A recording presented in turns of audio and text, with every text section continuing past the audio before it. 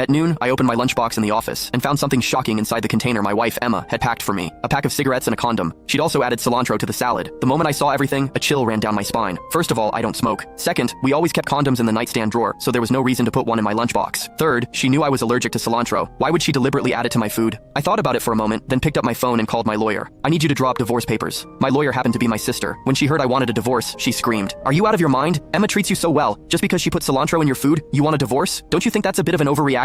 Ryan, you're being completely unreasonable. I'm not helping you with this divorce." Before I could even respond, my sister had already made her stance clear. "Emma is amazing. Don't be so petty over something small. Her cooking is delicious." I couldn't help but roll my eyes at my sister's words. "You're my lawyer. Can you at least try to be professional? I don't care. You hired me as your lawyer, but I'm also Emma's biggest supporter. If you want to divorce her, I'll be the first to object." My sister's voice dripped with anger. "And if you think I'm going to draft divorce papers for you, forget it." She hung up with a loud click. My sister had only graduated 2 years ago, and I'd gotten her a job at my company. Still too young, too emotional. I didn't bother arguing with her. Instead, I quickly reached out to a more professional legal team. Once I discussed everything with them, I had to admit, their efficiency was impressive. By the time I was about to leave work, the divorce agreement had already been drafted. Regarding the division of assets, the lawyers also offered some professional advice. They suggested I find the person who ate the cilantro. I understood what they meant. "Can I authorize you to handle this entirely? Money isn't an issue. Mr. Carter, thank you for your trust. We won't let you down." The moment I hung up, my phone rang again. I glanced at the caller ID. It was my dad. He didn't waste any time. His voice was harsh. "Get home within an hour, or I'm disowning you." The line went dead. I stood there, speechless. I really hadn't expected my sister, a lawyer, to have zero professional integrity. In the blink of an eye, her mouth had turned into a megaphone, spreading the news everywhere. I had no choice. I quickly gathered my things and drove to my parents' house. The moment I stepped inside, I could feel something was off. Several figures sat in the living room. Every face was tight with tension, clearly serious. "Ryan, you're back." My sister spoke first. I shot her a look. She immediately fired back, undeterred. "What? I don't agree with you divorcing Emma. And it's not just me. Mom and Dad don't agree either." Her words drew everyone's attention to me. My wife Emma was there too. She was sobbing, tears streaming down her face like rain on delicate petals. My parents were doing their best to comfort her. "You ungrateful bastard. You finally decided to show up." My dad glared at me. "What are you standing there for? Get over here and apologize to Emma. Who gave you the nerve to divorce her?" My mom was equally furious.